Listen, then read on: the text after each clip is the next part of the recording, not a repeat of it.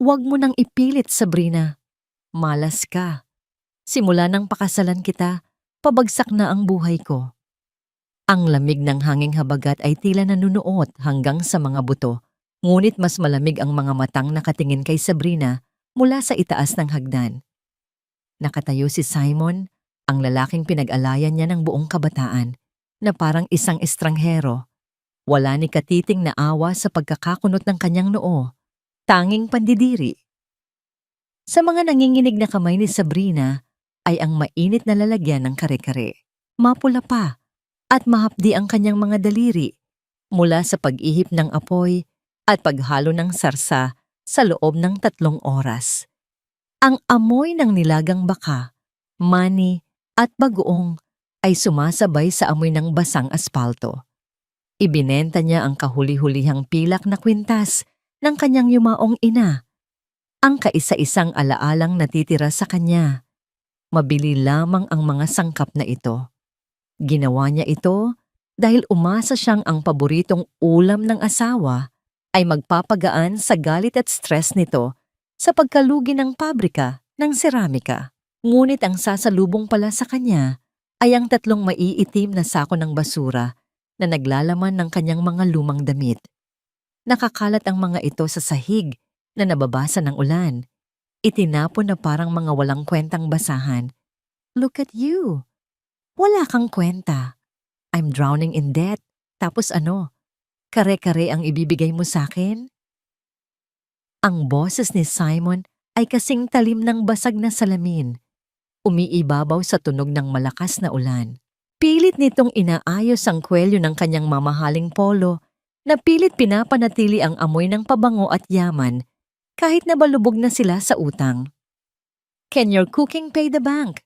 Get out! Kailangan ko ng space to fix this mess at hindi nakakatulong ang presensya mo. Pababigat ka lang sa pamilyang ito. Wala siyang naramdamang galit. Walang luha na pumatak mula sa kanyang mga mata dahil ang matinding kirot ay pinatigas na ang kanyang emosyon. Tanging ang pagmamanhid ng buong katawan ang umangkin sa kanya. Ang lamig ay gumagapang mula sa kanyang basang mga talampakan paakyat sa kanyang gulugod.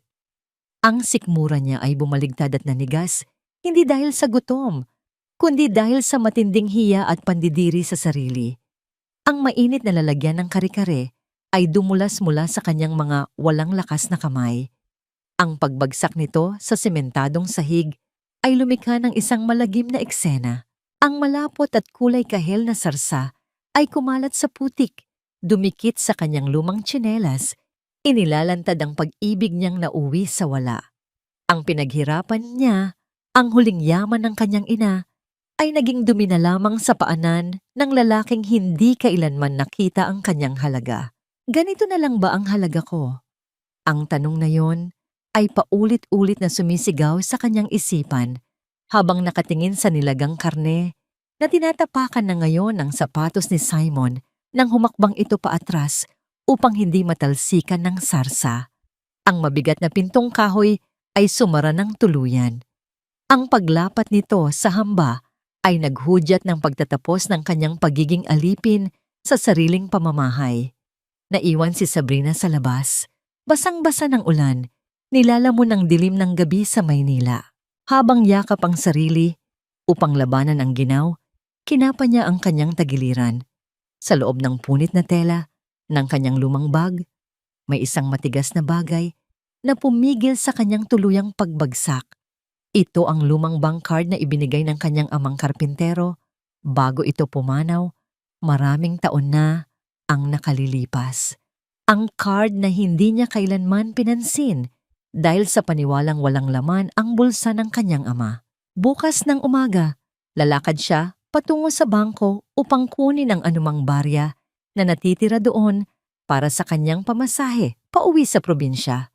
Hindi niya alam na ang nakatago sa likod ng luma at kupas na card na yon ay ang yaman na magpapaluhod sa lalaking nagtapon sa kanya sa gitna ng ulan.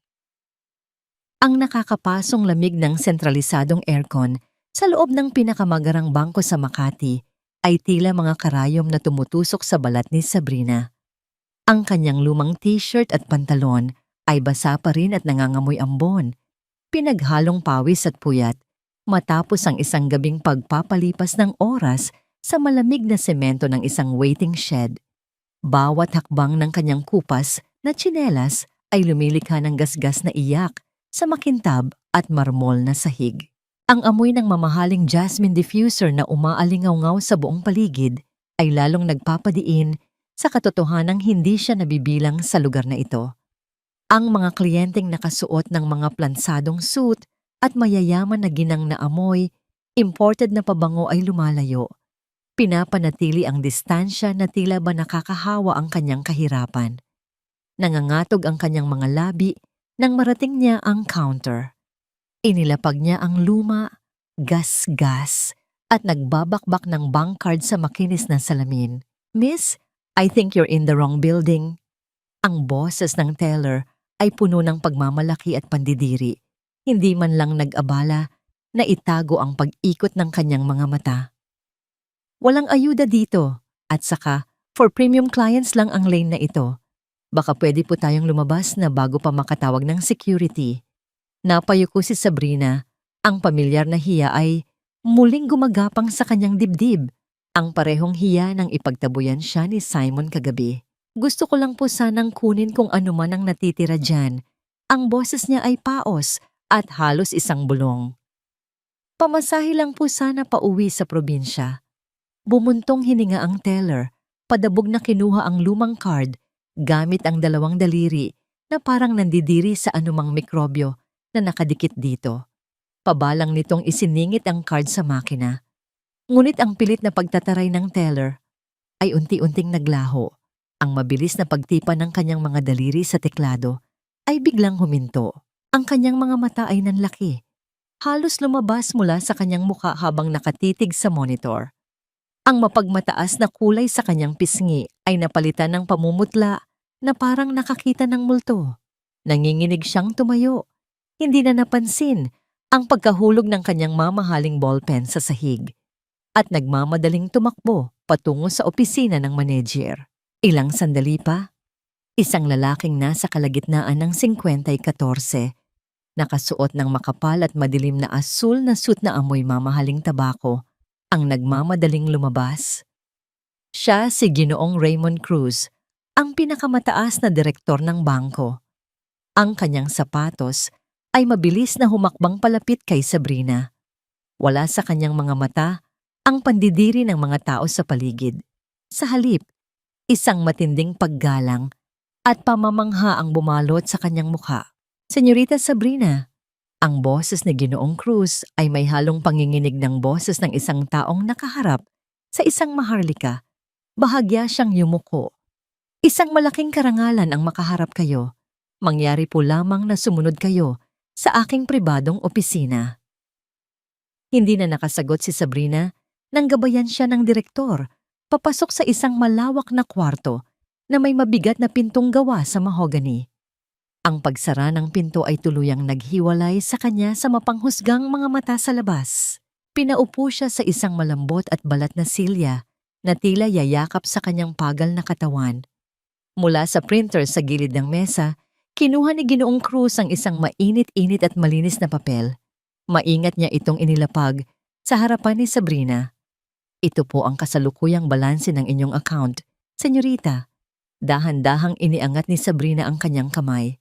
Ang kanyang mga daliri na puno ng kalyo, hiwa mula sa paghihiwa ng sibuyas at pagkasunog mula sa paglilingkod sa asawang itinapon siya, ay dumampi sa puting papel. Nanlabo ang kanyang paningin. Kumurap siya ng mariin. Ang mga numero sa papel ay napakalinaw. Isang numero 1, sinundan ng napakaraming zero na hinihiwalay ng mga kuwit. 10 million.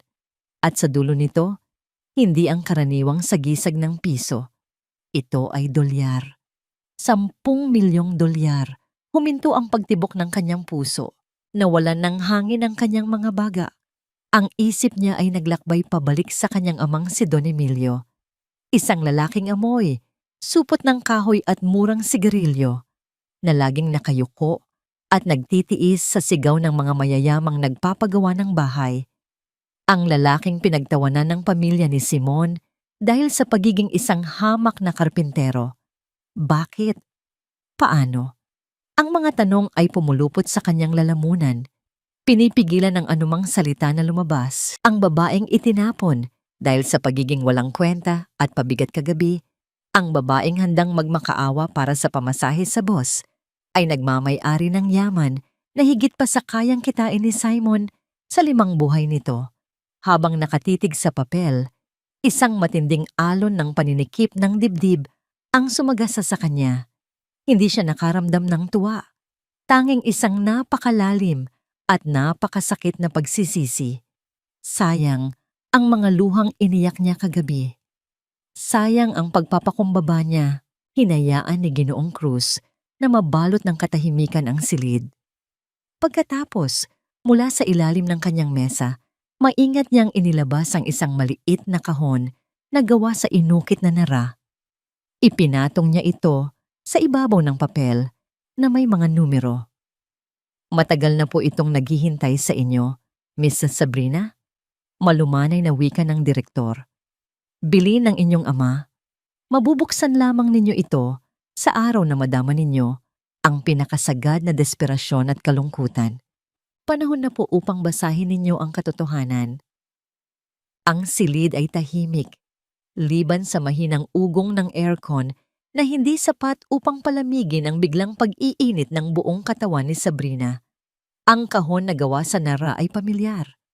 Amoy ng sariwang tabla at barnis ang sumingaw nang dahan-dahan niyang buksan ang takip nito. Ito ang eksaktong amoy na madalas kumapit sa mga damit ng kanyang ama tuwing umuuwi itong pagod mula sa pagkakarpintero. Sa loob ng kahon ay may isang lumang sobre.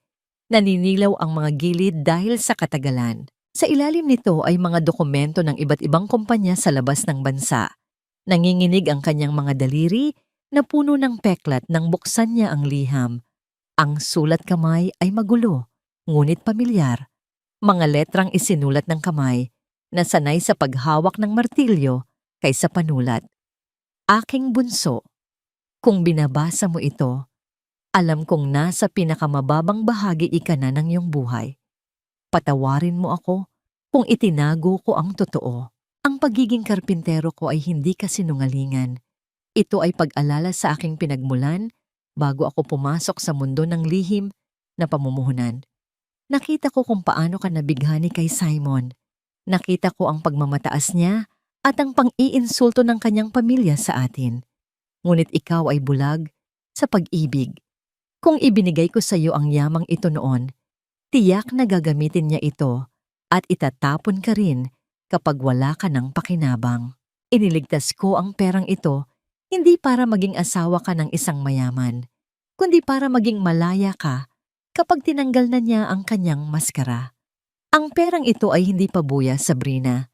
Ito ay ang iyong kalasag. Kapag dumating ang araw na hanapin mo ang perang ito dahil sa desperasyon, iyon ang araw na napatunayan mo sa sarili mong wala kang maaasahan kundi ang sarili mo. Maging matapang ka. Ang paghinga ni Sabrina ay tila naharang ng isang bukol sa kanyang lalamunan. Ang bawat salita ng kanyang ama ay parang mga matatalim na punyal na bumaon sa kanyang isipan. Pinupunit ang bawat natitirang ilusyon niya tungkol kay Simon at sa kanilang kasal. Bumalik sa kanyang alaala ang lahat ng gabing tiniis niya ang pang-aabuso ng asawa. Ang mga sandaling nagtago siya sa banyo habang pinupunasan ng kanyang sariling luha para lang makapaghanda ng almusal. Ang mga panahong pinaniwala niya ang sarili na ang pagtitiis at pagiging martir ay ang tanging daan upang mapanatili ang isang pamilya. Mali ako. Ang tanga-tanga ko. Pabulong niyang nasambit. Ang matagal nang namumuong luha sa kanyang mga mata ay tuluyan ng bumagsak. Ngunit ang pag-iyak niya ngayon ay hindi na tulad ng pag-iyak niya kagabi sa labas ng bahay nila ni Simon. Walang awa para sa sarili sa mga luhang ito. Ito ay mga luha ng matinding paggising at paglambot ng isang matigas na katotohanan. Umiiyak siya para sa kanyang amang kinutya at tinitiis ang pagiging hamak na karpintero Maiprotekta lamang ang kinabukasan ng anak. Ginoong Cruz at isang lalaking nakasalamin, nakapapasok lamang, si Attorney Collins ay nanatiling nakatayo nang may labis na paggalang. Ang lahat ng investment ng inyong ama mula sa Europa at Amerika ay matagal nang nakapangalan sa inyo, Senyorita Okafor. Mahinahong pagpapaliwanag ni Attorney Collins. Kami ay naatasan na pangalagaan ito hanggang sa araw na handa na kayong pamahalaan ang inyong imperyo. Tumayo si Sabrina. May kung anong nagbago sa kanya. Ang bigat sa kanyang mga balikat ay tila unti-unting gumaan. Tiningnan niya ang kanyang lumang damit at basang sapatos. Gusto kong mag-ayos, mariing sabi niya. Hindi na nanginginig ang kanyang boses. Iniabot sa kanya ng direktor ang susi sa isang pribadong banyo ng mga executive. Nang makapasok si Sabrina at isara ang pinto, hinarap niya ang kanyang refleksyon sa malaking salamin. Ang mga mata niya ay mapula at mugto. Ang kanyang buhok ay basa at magulo. Sa dahan-dahang paghubad niya ng lumang jacket na bigay ni Simon, isang lumang jacket na binili nito sa ukay-ukay bilang regalo sa kanilang anibersaryo, ay para na rin niyang hinubad ang lahat ng bigat at hiya na ipinataw sa kanya. Inihagis niya ang jacket sa basurahan at pinaandar ang malamig na tubig sa lababo. Ibinuhos niya ang malamig na tubig sa kanyang mukha, hinugasang mabuti ang anumang bahid ng kahinaan. Nang muli niyang iangat ang kanyang paningin sa salamin, ang babaeng nakatingin sa kanya ay hindi na ang asawang itinapon na parang basura. Siya na ang nag-iisang tagapagmana ni Don Emilio. Bumalik siya sa opisina ni Ginoong Cruz, mas kalmado, mas may kontrol. Eksakto sa pagkaupo niya, biglang tumunog ang lumang keypad na cellphone sa kanyang bulsa. Ang ringtone ay masakit sa tainga, isang tunog na nagpapabalik sa kanya sa pamilyar na kaba tuwing galit ang asawa. Sa maliit at basag na screen, nakasulat ang pangalan, Simon Calling. Alam niya kung bakit ito tumatawag. Balita sa buong Maynila ang sunod-sunod na pagbagsak ng mga pabrika. Marahil ay hinahanap siya nito upang may mapagbuntunan ng galit o baka naman upang pilitin siyang umutang sa mga kamag-anak sa probinsya. Tinitigan ni Sabrina ang kumikislap na pangalan sa screen. Sa loob ng 10 taon ng kanilang pagsasama, ang tunog na yan ay batas. Kailangan niyang sagutin sa unang ring, kung hindi ay makakatikim siya ng masasakit na salita pag-uwi. Ngunit hindi na ngayon. Dahan-dahan, itinaas ni Sabrina ang kanyang hinlalaki. Sa unang pagkakataon sa loob ng 1 dekada, mariin niyang pinindot ang pulang buton upang ibaba ang tawag. Ibinulsa niya ang telepono at tumingin kay Attorney Collins. Attorney, anong kailangan kong pirmahan para formal na buksan ang isang kumpanya? Mayroon akong planong simulan. Ang liwanag ng umaga ay hindi sapat upang pasiglahin ang maliit at masikip na paupahang kwarto na pansamantalang tinutuluyan ni Sabrina. Amoy ng alikabok at murang sabong panlaba ang pumapalibot sa 4 na sulok nito. Wala siyang dinala mula sa lumang buhay, kundi ang sarili niya at ang bagong kaalaman sa kanyang tunay na halaga. Kasalukuyan niyang pinagmamasdan ang mga blueprint at dokumento na ipinadala ni Attorney Collins. Nagpaplano para sa isang malaking export company ng agrikultura. Nang biglang nayanig ang nipis na pintong kahoy dahil sa sunod-sunod at marahas na pagkatok. Sabrina, buksan mo ito. Alam kong nandyan ka. Ang pamilyar na boses ni Simon ay tila bumiyak sa kapayapaan ng kwarto. Bago pa man makatayo si Sabrina upang pihitin ang seradura, ang mahinang pinto ay bumukas dahil sa lakas ng pagkakatulak mula sa labas. Pumasok si Simon. Magulo ang buhok, ang kanyang polo ay lukot, at ang kanyang mga mata ay nanlilisik, ngunit may halong pagmamakaawa na pilit itinatago. Pasadang tiningnan ni Simon ang maliit na kwarto. Kumunot ang noo nito na tila ba nandidiri sa kinatatayuan bago ibinaling ang paningin kay Sabrina. Anong ginagawa mo dito sa ganitong lugar?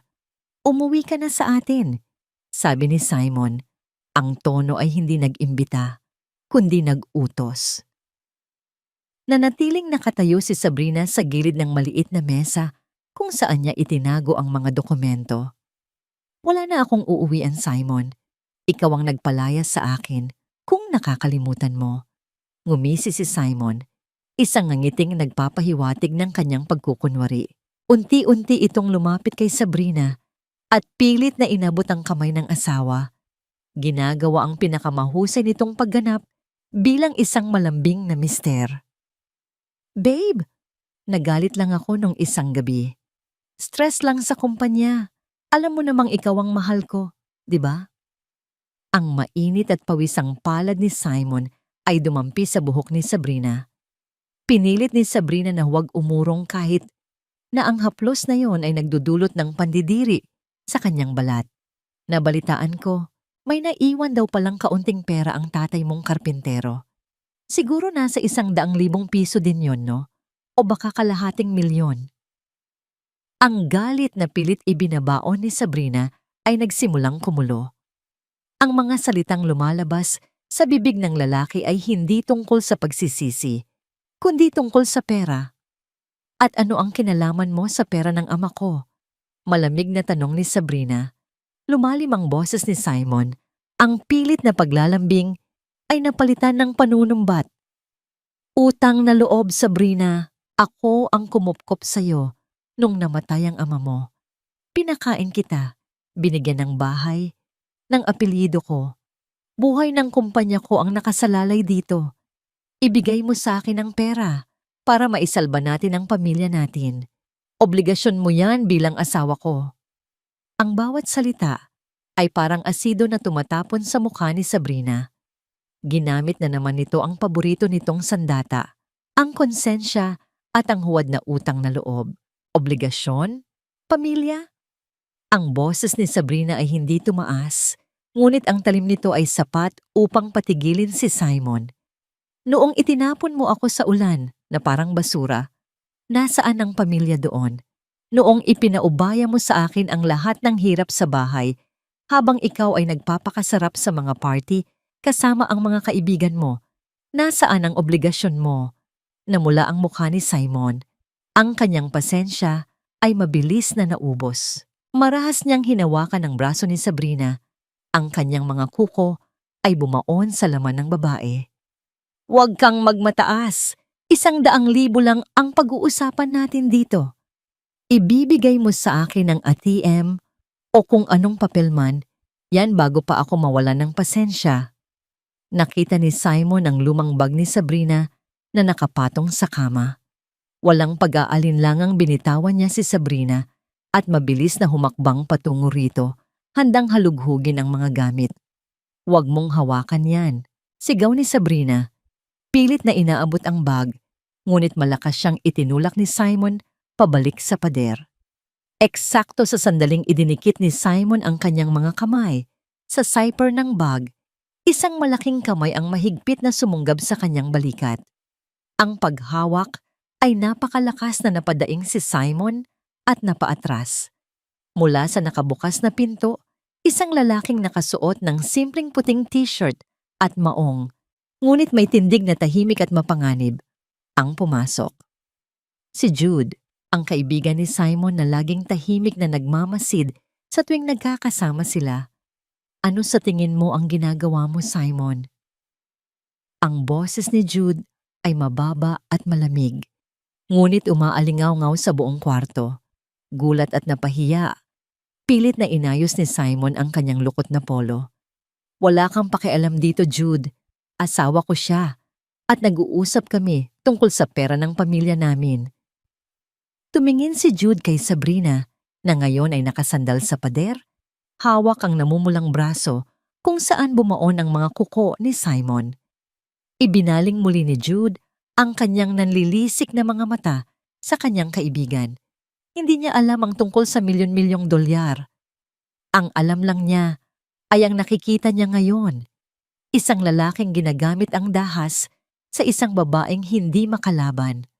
Lumabas ka na. Mariing utos ni Jude. Ang kanyang kamao ay nakakuyom sa kanyang tagiliran bago ko pa makalimutang magkaibigan tayo. Napasandal si Sabrina sa malamig na pader habang pinapanood ang nagtutungayaw na si Simon na papalabas ng kanyang kwarto. Ang matalim na tingin ni Jude ay sinundan ang bawat hakbang ng lalaki hanggang sa tuluyang sumara ang pinto. Nang marinig nila ang pag-andar ng makina ng sasakyan ni Simon palayo, doon lamang unti-unting nakahinga ng maluwag si Sabrina. Bumaling si Jude sa kanya. Nawala ang mapanganib na aura na nakabalot dito kanina at napalitan ito ng matinding pag-aalala. Tahimik itong lumapit. Ang kanyang mga mata ay nanatiling nakatuon sa namumulang marka ng mga daliri ni Simon sa braso ni Sabrina. Hindi niya ito hinawakan. Nanatili siyang nakatayo sa isang magalang na distansya. "Ayos ka lang ba?" tanong ni Jude. Ang boses ay malumanay na tila ba natatakot na mabasag ang anumang natitirang lakas ng babae. Tumango si Sabrina. Pilit nang ngumiti kahit nanginginig pa rin ang kanyang mga tuhod. "Salamat, Jude. Hindi ko alam kung anong gagawin ko kung wala ka." Lumabas sandali si Jude at nang bumalik ay may dala na itong 2 baso ng mainit na tsokolate na binili niya mula sa tindahan sa kanto. Inabot niya ang isa kay Sabrina. Ang init ng baso ay tumagos sa malamig na palad ni Sabrina. Ang matamis na amoy ng tsokolate ay pumawi sa pait ng asidong naiwan ng mga salita ni Simon kanina. Humigop siya ng kaunti. Ang init ay gumapang sa kanyang lalamunan. Unti-unting pinapakalma ang mabilis na pagtibok ng kanyang puso. Matagal ko nang napapansin kung paano katratuhin ni Simon. Panimula ni Jude. Ang kanyang paningin ay nakatuon sa sahig. "Gusto kong magsalita noon. Gusto kitang ilayo. Pero alam kong asawa mo siya at nirerespeto ko ang desisyon mong manatili. Pero noong nalaman kong pinalayas ka niya," umiling ito. Ang panga ay nakatiim. Hindi ko na kayang manood lang sa Sabrina. Tumingin si Sabrina sa lalaki. Walang paghuhusga sa mga mata ni Jude. Hindi nito tiningnan ang kanyang lumang damit o ang maliit at maalikabok na kwarto. Ang nakikita lamang nito ay siya, si Sabrina. Hindi nito alam ang tungkol sa 10 milyong dolyar. Para kay Jude, siya ay iyang babaeng walang-wala na kailangan ng kakampi. At ang katapatang iyon ay nagdala ng kakaibang ginhawa sa kanyang dibdib. "Hindi ko na kailangan ng awa, Jude," mahinang sabi ni Sabrina. Inilalapag ang baso sa maliit na mesa. "Kailangan ko nang bumangon. May mga plano ako. Gusto kong magtayo ng negosyo. Mag-export ng mga produktong agrikultura mula sa mga magsasaka sa probinsya natin." Tiningnan siya ni Jude nang may paghanga. Hindi ito nagtanong kung saan siya kukuha ng puhunan. Hindi nito pinagtawanan ang kanyang malaking pangarap sa kabila ng kanyang hitsura. "Kung yan ang gusto mo, nandito ako. Susuportahan kita, Sabrina, kahit na mag-umpisa ka pa sa wala." Kinabukasan, ang maliit na kwarto ay napalitan ng formal at mamahaling conference room sa bangko ni Ginoong Cruz.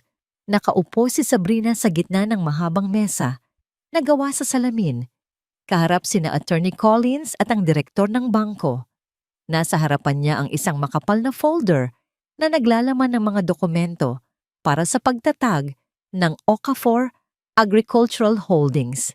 Ito ang unang hakbang ng kanyang plano. "Senyorita, nakahanda na po ang lahat." Wika ni Attorney Collins, itinuturo ang linya kung saan kailangan niyang pumirma. "Sa sandaling ilagay ninyo ang inyong pangalan dito, formal na kayong magiging pinakamalaking hidden investor sa Maynila. Gagamitin natin ang mga dummy corporations ng inyong ama sa Europa upang itago ang inyong tunay na pagkakakilanlan." Kinuha ni Sabrina ang itim na fountain pen. Ang malamig na bakal ng panulat ay pamilyar na ngayon sa kanyang mga daliri. Hindi na nanginginig tulad ng unang araw na dumating siya sa bangko. Tiningnan niya ang pangalan ng kumpanya. Wala na ang apelyidong Reyes. Tanging ang apelyido ng kanyang ama, ang lalaking totoong nagmahal sa kanya. Walang pag-aalinlangang idiniin niya ang dulo ng panulat sa papel.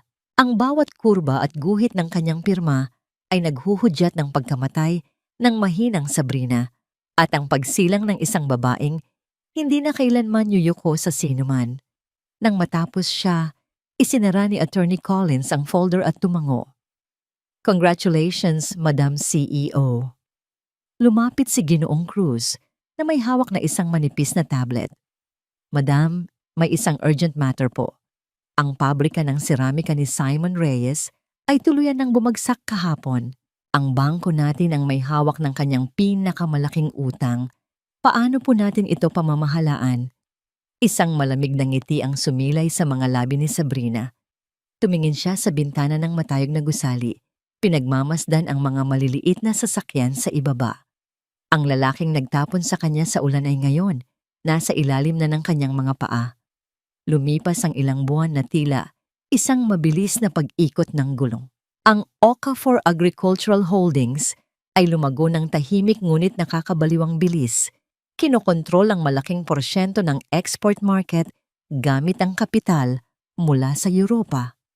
Si Sabrina ay nanatiling isang anino, isang pangalang nababanggit lamang ng mga elite ng Maynila sa mga bulungan na tinatawag nilang ang misteryosang CEO.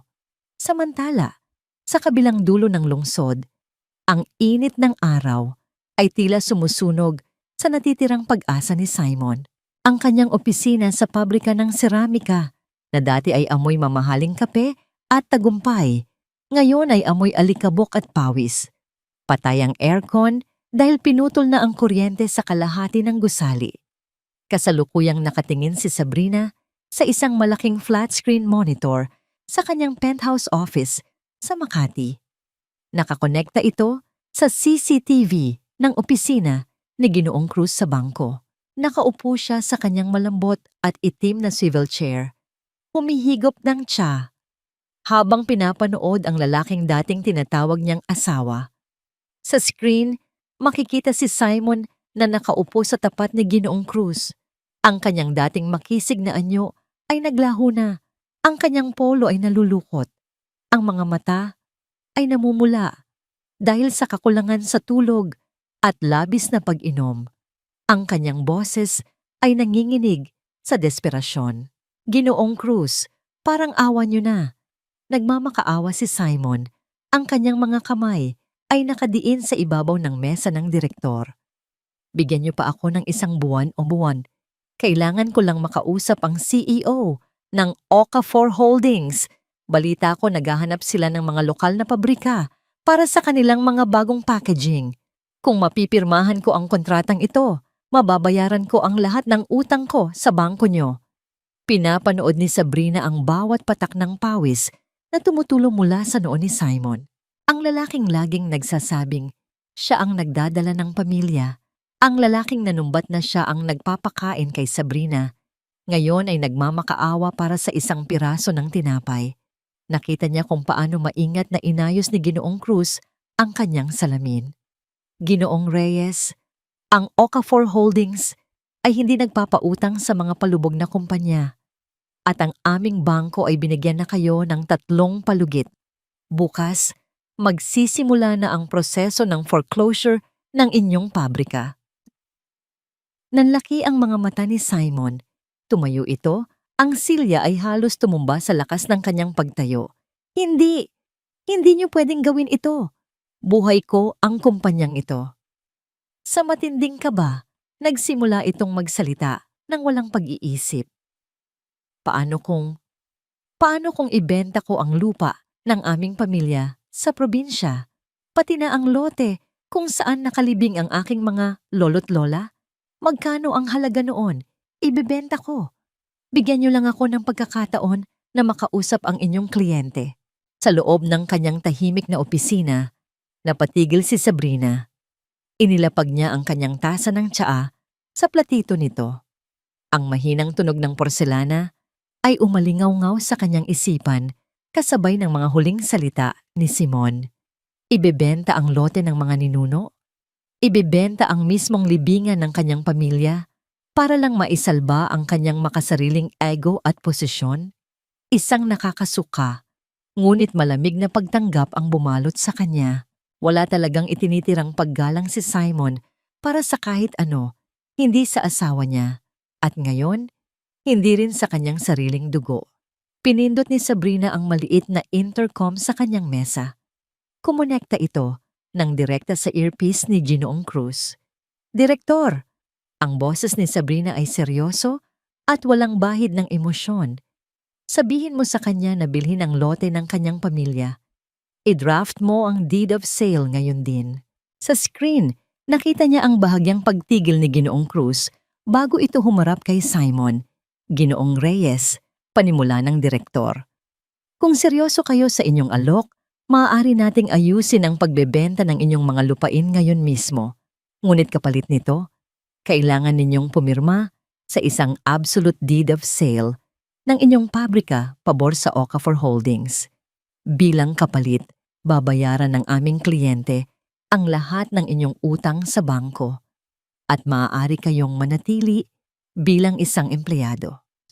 Kumislap ang pag-asa sa mga mata ni Simon. Hindi niya napansin ang bitag. Ang tanging narinig niya ay babayaran ang lahat ng utang at manatili. Mabilis itong tumango, halos umiyak sa tuwa. Opo, pipirmahan ko. Nasaan ang mga papel? Pinatay ni Sabrina ang monitor. Sumandal siya sa kanyang upuan at tumingin sa labas ng bintana. Ang lungsod ng Maynila ay tila naging isang malaking chessboard at ngayon, nakuha na niya ang hari ng kanyang kalaban. Maya-maya pa, bumukas ang pinto ng kanyang opisina. Pumasok si Jude. May dalang isang maliit na kahon ng paboritong ensaymada ni Sabrina mula sa isang kilalang panaderya. Wala pa ring ideya si Jude na ang malaking kumpanyang ito ay pag-aari ni Sabrina. Ang alam niya, si Sabrina ay nagtatrabaho dito bilang isang matataas na executive. Dinalhan kita ng merienda. Nakangiting sabi ni Jude. Inilalapag ang kahon sa mesa. Nabalitaan ko ang nangyari kay Simon. Ibinenta raw niya pati ang lupa ng mga magulang niya. Nakakaawa, pero ginusto niya yan. Tiningnan ni Sabrina si Jude. Ang presensya nito ay laging nagpapababa ng tensyon sa kanyang balikat. Oo, Jude, mahinang sagot ni Sabrina. Ginusto niya yan. At bukas, mag-uumpisa na siyang magbayad sa lahat ng ginusto niya. Ang gabi bago ang formal na paglilipat ng pagmamay-ari ng pabrika, ay sinadya ni Simon na maging isang magarbo at huwad na pagdiriwang. Kahit baig na baig sa utang at katatapos lamang isanla ang mismong himlayan ng kanyang mga ninuno, nagawa pa rin itong magpa-reserve sa isang mamahaling hotel lounge sa BGC. Ang amoy ng inihaw na steak at mamahaling alak ay humahalo sa usok ng tabako. Nakasuot si Simon ng isang bagong biling suit. Malamang ay galing sa kakarampot na advance payment mula sa pagbebenta ng kanyang lupa. Tumatawa siya ng malakas kasama ang kanyang mga natitirang kaibigan at ilang supplier na pilit niyang pinapaniwala na ang kanyang kumpanya ay binili ng isang bilyonaryong European investor na gagawin siyang pangunahing business partner sa Pilipinas. Sa kabilang dulo ng lounge, malayo sa ingay ng grupo ni Simon, nakaupo si Sabrina. Nagpasya siyang magpahangin at uminom ng isang basong tubig bago makipagkita kay Jude para sa hapunan. Nakasuot siya ng isang simpleng itim na slip dress, walang palamuti, kundi ang kanyang kumpiyansa at tahimik na kapangyarihan. Ngunit ang mundo ay sadyang maliit pagdating sa mga trahedya. Nang tumayo si Sabrina upang magtungo sa powder room, nagkasalubong sila ni Simon sa isang makipot na pasilyo malapit sa bar. Huminto si Simon. Nanlaki ang kanyang mga mata na namumula pa sa tama ng alak. Pinasadahan niya ng tingin si Sabrina mula ulo hanggang paa. Ang mukha nitong unang nagpakita ng gulat ay mabilis na napalitan ng pamilyar na mapanghusgang ng ngisi. Well, look who's here. Ang boses ni Simon ay may bahid ng kalasingan. Umaalingaw-ngaw sa tahimik na bahagi ng lounge. Anong ginagawa mo rito, Sabrina? Nag-a-apply ka ba bilang tagalinis ng banyo sa hotel na ito? Nanatiling tahimik si Sabrina. Tiningnan niya si Simon ng diretso sa mga mata. Ang paghinga ng lalaki ay amoy matapang na whiskey at bulok na igo. Kung dati ay napapaiyak siya sa mga ganitong sitwasyon, ngayon ay tila nakikinig na lamang siya sa isang asong tahol ng tahol sa likod ng rehas. O baka naman nakahanap ka na ng mayamang matandang kayang magbayad para sa katawan mo. Patuloy ni Simon, lumapit ng isang hakbang upang sadyang harangan ang daan. Ang kanyang boses ay sadyang nilalakasan upang marinig ng mga nagdaraang waiter. Alam mo, naawa ako sa'yo. Kung tinanggap mo lang sana ang alok ko noon na maging mabuting asawa at ibigay ang pera mo, hindi ka sana namamalimos ng atensyon dito. Isang mainit na galit ang nagsimulang gumapang sa dibdib ni Sabrina, ngunit pinigil niya ito. Ang tunay na kapangyarihan ay hindi ang sumigaw pabalik, kundi ang hayaan ng kalaban na ilantad ang sarili nitong katangahan. Umalis ka sa daan ko, Simon. Malamig na utos ni Sabrina. Imbes na tumabi, biglang tumawa ng malakas si Simon. Humarap ito sa isang waiter na nagdadala ng tray ng mga inumin at kumuha ng isang baso ng champagne. Bigyan mo nga ng inumin ang babaeng ito. Mukhang uhaw na uhaw. Mapang-insultong utos ni Simon sa waiter. Nang hindi tanggapin ni Sabrina ang baso, itinapat ito ni Simon sa mismong dibdib ni Sabrina at sadyang inihilig ang baso. Bago pa man tumapon ang malamig at malagkit na alak sa damit ni Sabrina, isang malakas na kamay ang humablot sa pulso ni Simon. Ang alak ay tumapon, hindi kay Sabrina, kundi sa mismong sapatos na pilit pinakintab ni Simon, si Jude. Ang kanyang mukha ay kasing tigas ng bato. Ang mga mata ay nag-aapoy sa galit habang nakatingin sa kaibigan. Ano sa tingin mo ang ginagawa mo, Simon? Napaatras si Simon. Binabawi ang kanyang pulso habang inis na pinapagpagan ang kanyang nabasang sapatos. Jude, ikaw na naman. Bakit ba lagi kang nakikialam sa aming mag-asawa? Wala na kayo. Mariing sagot ni Jude. Humarap siya kay Sabrina at maingat na inalis ang sariling coat upang ipatong sa balikat ng babae. Ang kanyang kilos ay puno ng paggalang at proteksyon. Pagkatapos, tumingin muli siya kay Simon na may halong pagkadismaya at pandidiri. At wag na wag mo na siyang tatawagin sa ganyang paraan. Natawa si Simon, isang tawang puno ng pait at malisya.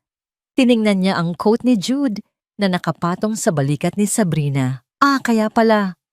Sigaw ni Simon, itinuturo ang dalawa habang pilit na pinapanatili ang kanyang balanse. Kaya pala ang tapang-tapang mong sumagot ngayon, Sabrina. Dahil ang kaibigan ko pala ang bago mong kinakapitan. Pareho kayong ahas. Hindi na sinagot ni Jude ang mga paratang nito. Hinawakan niya ng mahigpit ngunit banayad ang siko ni Sabrina. Tara na. Hindi siya karapat-dapat sa atensyon mo. Habang naglalakad sila palayo, sumigaw pa si Simon mula sa likuran. Ang boses ay puno ng kayabangan na malapit nang matapos. Magpakasaya kayo ngayon. Dahil bukas, pipirmahan ko na ang kontrata sa Okafor Holdings. Ako ang magiging hari ng industriya at kayong dalawa mananatili kayong mga basura. Hindi lumingon si Sabrina, ngunit isang malamig at patag na ngiti ang namuo sa kanyang mga labi. Oo, naisip niya.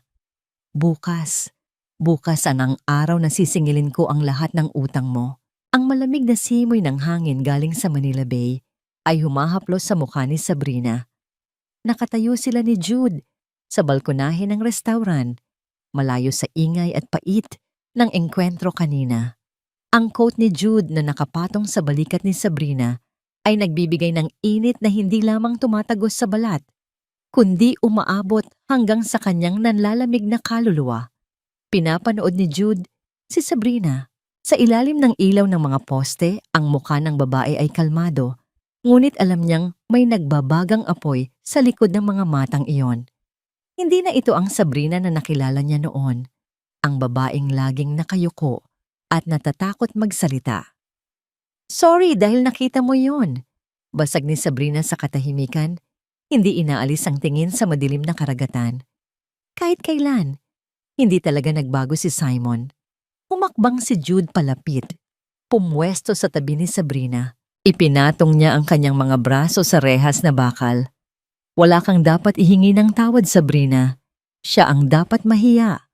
Ang hindi ko lang maintindihan ay kung paano niya nagagawang magyabang ng ganoon habang unti-unting nawawasak ang kumpanya niya. Huminga ng malalim si Sabrina. Ang bawat paghugot niya ng hangin ay tila paglilinis ng mga lumang lason mula sa kanyang sistema. Iyon ang naging buhay niya, Jude. Ang mabuhay sa ilusyon. Pinaniwala niya ang sarili niya na siya ang pinakamagaling, na siya ang nagdala sa pamilya at ako ang pabigat. Tinanggap ko yon ng napakahabang panahon. Naniwala akong wala akong kwenta. Isang mabigat na katahimikan ang namayani. Nakita ni Sabrina ang pag-igting ng panga ni Jude sa peripheral vision niya. Dahan-dahang humarap si Jude sa kanya. Ang mga mata nito ay puno ng sinseridad at isang damdamin na matagal na nitong pinipigilan. Hindi ka pabigat, Sabrina. Kahit kailan, hindi ka naging walang kwenta. Sa lahat ng pagkakataon na nakikita kita noon, nagtataka ako kung paano mo nakakayang ngumiti habang sinisigawan ka niya. Ang tapang mo. At kung meron man siyang hindi nakita sa'yo, ako, nakikita ko yon. Napatingin si Sabrina kay Jude. Walang pilit, walang manipulasyon, walang utang na loob na hinihingi. Ang pagpapahalaga na matagal na niyang hinahanap sa isang asawa ay natural na ibinibigay sa kanya ng lalaking ito.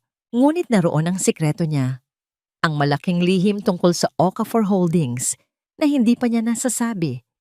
Paano kung malaman ni Jude na siya ang bilyonaryong nagpapabagsak kay Simon? Magbabago kaya ang tingin nito sa kanya? Jude, panimula ni Sabrina, ang boses ay may halong pag-aalinlangan. May mga bagay na hindi mo pa alam tungkol sa akin. May mga desisyon akong ginawa nitong mga nakaraang buwan na baka hindi mo maintindihan. Ngumiti ng bahagya si Jude, isang nangiting nagbibigay ng kapanatagan. Wala akong pakialam sa nakaraan mo o kung ano man ang pinaplano mo para sa sarili mo ngayon. Ang mahalaga sa akin ay kung sino ka ngayon. At nirerespeto ko kung ano man ang kailangan mong gawin para tuluyang makalaya. Sa kauna-unahang pagkakataon mula nang mamatay ang kanyang ama, nakaramdam si Sabrina ng buong kapayapaan. Walang paghuhusga. Ang mga sugat na iniwan ng 10 taong pang-aabuso ay tila nakahanap ng tamang gamot. Bago pa man makasagot si Sabrina, biglang nag-vibrate ang telepono sa loob ng kanyang maliit na clutch bag. Kinuha niya ito. Isang mensahe mula kay Attorney Collins, Madam CEO, formal nang nakumpirma ng bangko ang paglipat ng pondo mula sa pagbebenta ni Simon ng kanyang mga lupa. Napirmahan na niya ang absolute deed of sale ng pabrika at ang lahat ng pananagutan pabor sa Okafor Holdings. Nakatakda ang formal turnover bukas ng 8:00 ng umaga. Inaasahan namin ang inyong pagdating. Binasa ni Sabrina ang mensahe ng paulit-ulit. Ang matagal na niyang hinihintay na sandali ay nandito na. Ang lambat ay tuluyan ng sumara. Ibinulsa niya ang telepono at tumingin kay Jude. Ang kanyang mga mata ay nagniningning na ngayon sa determinasyon at hindi na sa luha. Jude, sabi niya, ang boses ay puno ng kapangyarihan. Pwede ba kitang imbitahan bukas ng umaga? Kumunot ang noo ni Jude. Saan? Sa pabrika ni Simon. Gusto kong nandoon ka. Kapag hinarap ko ang nakaraan ko sa huling pagkakataon. Ang sikat ng araw ay tumatagos sa mga bintanang puno ng alikabok ng lumang pabrika ng seramika na nagbibigay diin sa mga agiw at kalawang na unti-unting lumalamon sa gusali. Sa gitna ng malawak na lobby, nakatayo si Simon Reyes, suot ang kanyang pinakamahal na suit na pilit na pinaplant upang itago ang katotohanan ito na ang huling piraso ng kanyang karangalan. Panay ang tingin ni Simon sa kanyang relo. Ang kanyang boses ay umaalingaw-ngaw sa tahimik na paligid habang pinapagalitan ang iilang natitirang janitor. Ayusin niyo ang pagkakalagay ng carpet. Ang CEO ng Okafor Holdings ay darating anumang sandali. Ayaw kong makakita ng kahit anong dumi. Isang malaking pagkakamali na makita nilang ganito kadumi ang magiging bagong asset nila. Sa tabi niya ay nakatayo si Jude, suot ang isang simpleng barong, tahimik at matikas. Ang kanyang mga mata ay nananatiling nakatuon sa malaking pintong bakal sa bukana ng pabrika. "Jude, salamat at pumunta ka," sabi ni Simon, pilit na pinapakalma ang sariling kaba. "Gusto kong makita mo kung paano bumangon ang isang tunay na Reyes. Pagkatapos ng pirmahan na ito, hindi na ako basta-basta negosyante. Ako na ang magiging kanang kamay ng pinakamayamang investor sa bansa. At si Sabrina, hahayaan ko siyang mapanood mula sa malayo kung paano ako magtagumpay habang siya ay nananatiling basura." Eksaktong 8:00 ng umaga, ng isang itim na Mercedes-Benz ang dahan-dahang pumasok sa tarangkahan. Ang tunog ng mga gulong sa graba ay tila isang babala. Mabilis na inayos ni Simon ang kanyang kurbata. Ang kanyang muka ay nababalutan ng isang mapagkumbabang ngiti na inihanda niya para sa kanyang magiging bagong amo. Bumukas ang pinto ng sasakyan. Unang lumabas si Attorney Collins, hawak ang isang itim na briefcase. Kasunod si Ginoong Raymond Cruz na may dalang mga formal na dokumento. Ngunit hindi sila ang pinagtuunan ng pansin ng lahat. Mula sa likurang upuan, isang pares ng sapatos na gawa sa makintab na balat ng baka ang unang tumapak sa semento. Sumunod ang isang babaeng nakasuot ng isang cream-colored na terno. Maayos ang pagkakatali ng buhok at may dalang aura ng kapangyarihan na tila nagpapaliit sa lahat ng nakapaligid sa kanya. Napaatras si Simon. Ang kanyang ngiti ay biglang naging isang bungo ng gulat at kalituhan. "Sabrina." Ang boses niya ay naging isang mahinang bulong, puno ng hindi maipaliwanag na takot. Anong ginagawa mo dito? Guard! Guard, ilabas niyo ang babaeng ito. Sinabi ko nang bawal ang mga squatter at pulubi dito sa araw ng turnover. Ngunit walang gwardiyang gumalaw. Sa halip, si Attorney Collins at Ginoong Cruz ay tumabi upang bigyang daan ang babaeng papalapit. Huminto si Sabrina sa tapat ni Simon. Ang layo sa pagitan nila ay hindi hihigit sa 1 metro. Ngunit ang agwat ng kanilang katayuan ay tila kasing layo na ng langit at lupa. Ang amoy ng mamahaling pabango ni Sabrina ay pumatay sa amoy ng whiskey at pawis na laging kumakapit kay Simon. "Ginoong Reyes." Ang boses ni Sabrina ay kalmado, patag, at walang kahit anong emosyon. "Masyado kang maingay sa sarili mong huling araw bilang may-ari ng lugar na ito." "Anong pinagsasabi mo?" Sigaw ni Simon, ang kanyang mukha ay namumula na sa galit at hiyang nararamdaman sa harap ng kanyang mga tauhan at ni Jude. "This is a private meeting for the Okafor Holdings CEO. Umalis ka na, bago ko pa ipakaladkad ang katawan mo sa labas." Humakbang pasulong si Attorney Collins. Inilabas niya ang isang gintong pluma at ang huling pahina ng dokumentong nilagdaan ni Simon kahapon. "Ginoong Reyes, mangyaring bawasan ang inyong pagsigaw. Ipinapakilala ko sa inyo ang nag-iisang tagapagmana ng Okafor Estate at ang tumatayong chairperson ng Okafor Agricultural Holdings, si Madam Sabrina Okafor." Ang katahimikan sa lobby ay naging kasing bigat ng tingga. Ang basong hawak ng sekretarya ni Simon sa gilid ay dahan-dahang nadulas mula sa kanyang kamay at nabasag sa sahig. Ang tubig ay tumalsik sa sapatos ni Simon. Ngunit hindi na ito napansin ng lalaki. Ang mga tuhod ni Simon ay tila naging jelly. Ang kanyang buong mundo, ang kanyang ego, ang kanyang mga kasinungalingan ay gumuho sa isang iglap.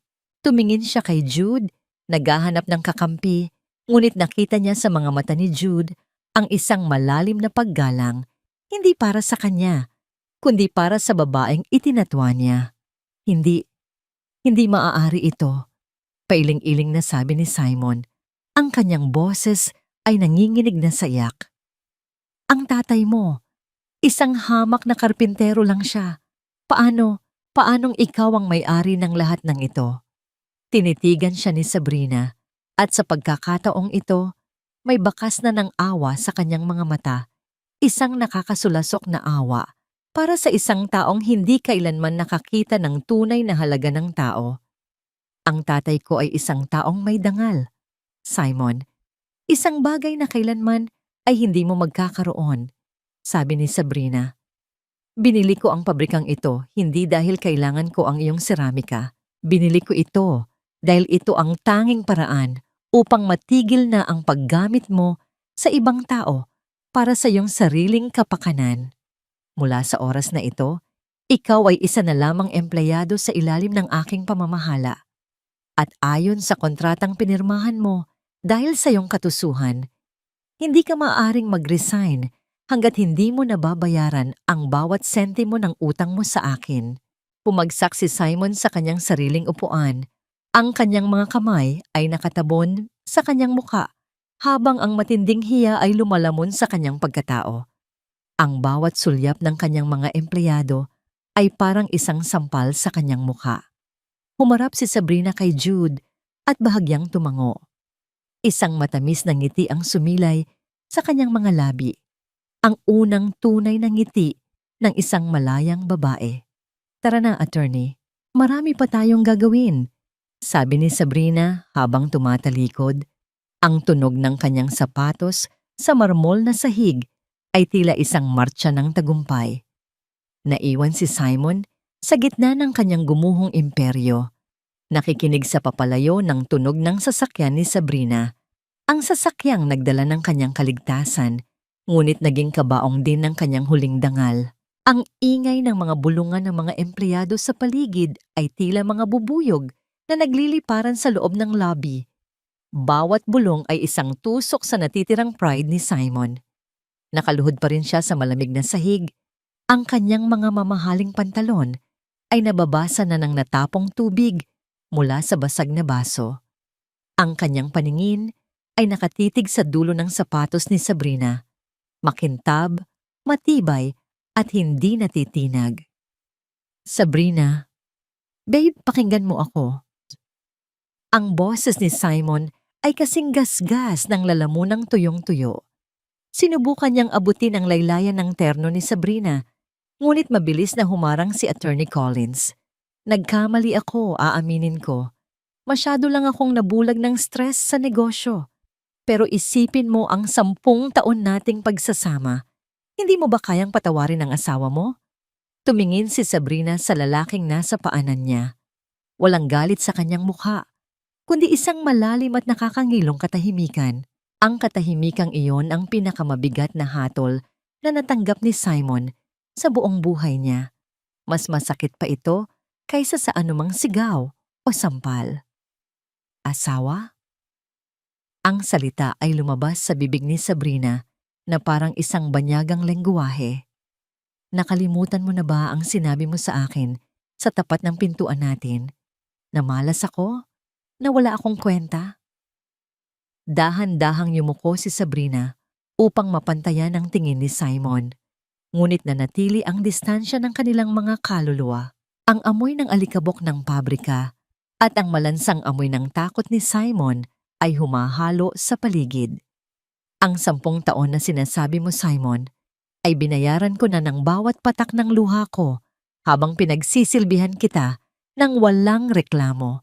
Binayaran ko na yan noong itinapon mo ang kare-kare na pinaghirapan ko sa putikan. Malamig na pahayag ni Sabrina. Ngayon, business na lang ang namamagitan sa atin. At sa business, ang bawat utang ay kailangang bayaran. Tumayo ng tuwid si Sabrina at hinarap si Attorney Collins. Attorney, ibigay mo sa kanya ang bago niyang job description. Ayon sa kontrata, dahil kinuha ng Okafor Holdings ang lahat ng kanyang utang, kailangan niyang magtrabaho bilang warehouse supervisor. Walang office, walang secretary, at walang special treatment. Ang kanyang sweldo ay direktang mapupunta sa pagbabayad ng kanyang mga utang sa loob ng susunod na 20 taon. Nanlaki ang mga mata ni Simon. Warehouse? Sabrina, hindi mo pwedeng gawin ito. Ako ang nagtayo ng kumpanyang ito. Mali ka, Simon. Mabilis na sagot ni Sabrina. Ang tatay ko ang nagbigay sa'yo ng puhunan noon sa pamamagitan ng isang lihim na pautang na hindi mo man lang inalam kung saan galing. Ang kumpanyang ito ay bunga ng pawis ng tatay ko na kinalimutan mo at ininsulto. Kaya ngayon, ibabalik ko lang ito sa tunay na nagmamay-ari. Huminga ng malalim si Sabrina at tumingin sa mga empleyadong kanina pa nakikinig. Mula ngayon, ang lahat ng pulisiya ng kumpanyang ito ay magbabago. Walang sino man ang sisigawan o tatratuhin na parang basura. Ang sino mang gumawa noon, kahit sino pa siya, ay agad na matatanggal. Tumingin siya kay Jude na kanina patahimik na nagmamasid sa likuran. Ang init ng suporta sa mga mata ni Jude ang nagbigay kay Sabrina ng huling lakas na kailangan niya upang tuluyang talikuran ang kanyang nakaraan. Jude, gusto ko nang umalis dito. Ang hangin ay masyadong mabigat dahil sa mga lumang kasinungalingan, sabi ni Sabrina. Tumango si Jude at inilahad ang kanyang braso. Gagabayan kita, Sabrina. Saan mo man gustong pumunta? Habang naglalakad sila palabas ng lobby B, narinig ni Sabrina ang huling pagsigaw ni Simon. Isang sigaw ng desperasyon at galit na unti-unting nilulunod ng tunog ng makina ng pabrika na muling pinaandar ng mga trabahador. Hindi lumingon si Sabrina. Alam niyang ang bawat hakbang niya palayo ay isang hakbang patungo sa kalayaan. Ang 10 milyong dolyar ay isang numero lamang. Ang tunay niyang kayamanan ay ang kakayahang tumingin sa salamin at makita ang isang babaeng hindi na kailanman muling magpapatinag sa ulan. Nang makasakay na sila sa sasakyan, tumingin si Sabrina sa kanyang mga palad. Ang mga marka ng kalyo ay naroon pa rin. Ngunit hindi na sila simbolo ng pagdurusa, sila ay simbolo ng kanyang muling pagkabuhay. Salamat, Jude, sa lahat. Bulong ni Sabrina habang nakatingin sa labas ng bintana. Wala iyon, Sabrina, sagot ni Jude habang maingat na nagmamaneho. Ang paglalakbay mo ay nagsisimula pa lang at sa pagkakataong ito, hindi ka na nag-iisa. Ngunit sa kabila ng tagumpay, may isang huling dokumento sa loob ng briefcase ni Attorney Collins na hindi pa nabubuksan ni Sabrina. Isang dokumento na magbabago sa turing niya kay Simon habang buhay. Ang init sa loob ng bodega ay tila nanunuot sa bawat butas ng balat ni Simon. Ang malapot na pawis ay humahalo sa makapal na alikabok ng mga hilaw na luwad na nagiging putik sa kanyang noo at leeg. Dati-rati, ang tanging nararamdaman niya ay ang malamig na bugso ng aircon sa kanyang opisina habang humihigop ng mamahaling kape. Ngayon, ang tanging kasama niya ay ang mabigat na amoy ng grasa, ang ingay ng mga forklift at ang mapanghusgang tingin ng mga trabahador na dati niyang minura at minaltrato. Hoy Reyes! Huwag kang tumunganga dyan! Iurong mo yang mga palet harang sa daan. Sigaw ng isang dating tauhan niya na ngayon ay supervisor na niya. Napatiim bagang si Simon. Ang matinding hiya ay mas masakit pa sa pagod ng kanyang mga braso. Ngunit wala siyang magagawa. Nakatali siya sa kontratang pinirmahan niya sa harap ni Ginoong Cruz. Isang kontratang nagsasabing bawat sentimo ng kanyang sweldo ay pambayad sa utang na umabot na sa langit. Eksaktong tanghali nang bumukas ang malaking pintong bakal ng bodega. Pumasok ang isang malamig na simoy ng hangin, kasunod ang anino ng isang babaeng hindi na kailanman magiging sa kanya. Napatigil ang lahat. Lumakad si Sabrina sa gitna ng bodega. Kasunod sina Jude at Attorney Collins. Ang kanyang suot na asul na seda ay kumikinang sa ilalim ng mga fluorescent light. Isang matinding kontras sa madumi at madilim na paligid. Ang amoy ng sariwang rosas at mamahaling sabon ay pansamantalang pumatay sa amoy ng alikabok. Huminto si Sabrina sa tapat ni Simon. Tiningnan niya ang maduming mukha ng lalaki, ang basang-basang polo nito at ang panginginig ng mga kamay nito dahil sa pagod. Sabrina, bulong ni Simon. Pilit na itinatago ang kanyang mga kamay sa likuran.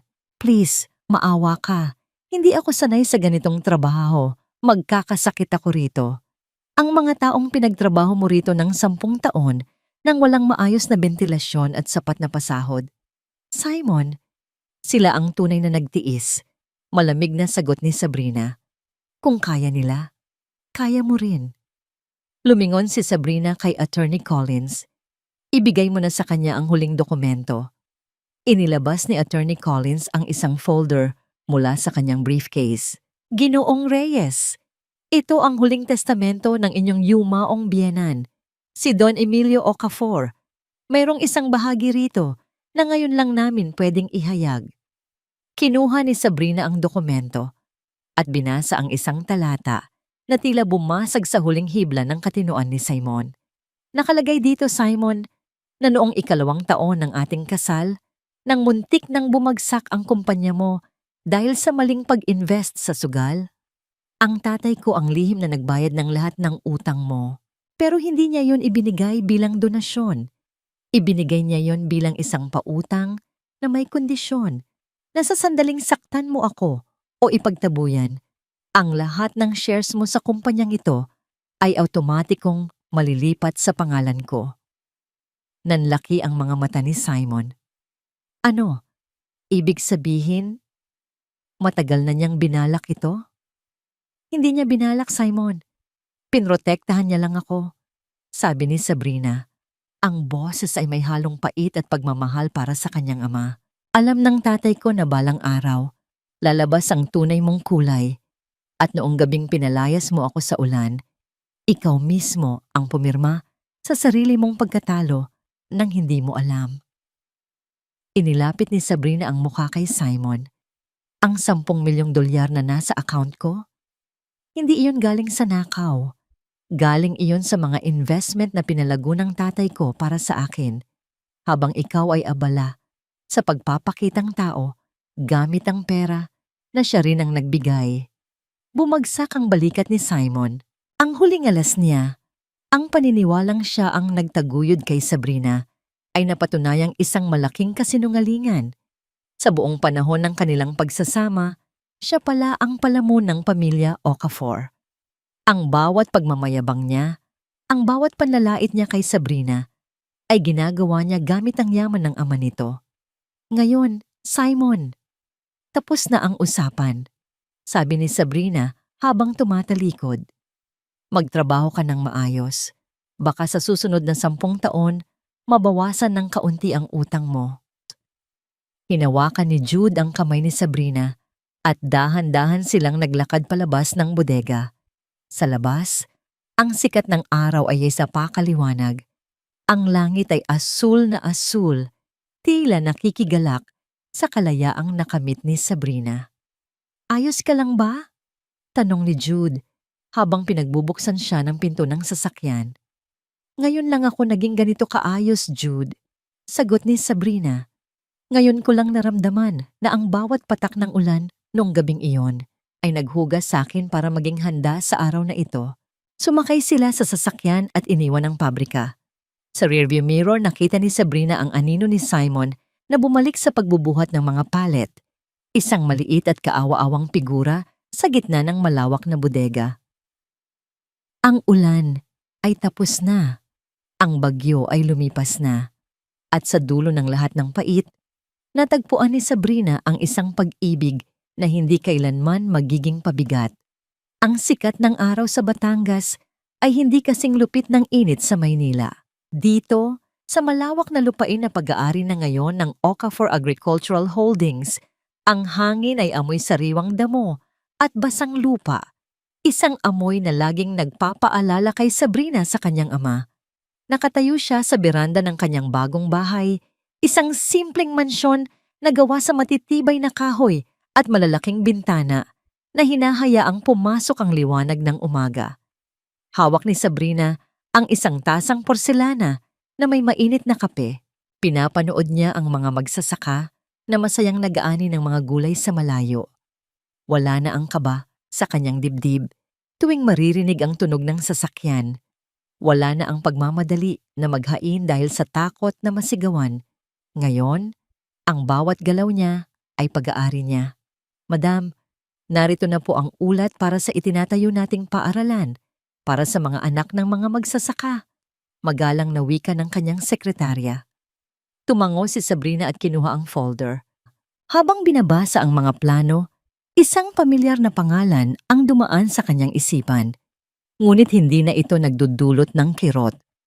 Nabalitaan niya kahapon na si Simon ay inilipat na sa pinakamalayong bodega sa probinsya upang doon ipagpatuloy ang kanyang pagtatrabaho. Wala na itong bahay, wala nang sasakyan, at ang tanging natira sa kanya ay ang lumang uniforme ng kumpanya na puno ng mantsa ng langis at pawis. Bumukas ang pinto ng beranda at pumasok si Jude. Hindi ito nakasuot ng formal na damit. Nakasuot lang ito ng simpleng kamiseta at sombrero, galing sa pagtulong sa pagtatanim ng mga punla.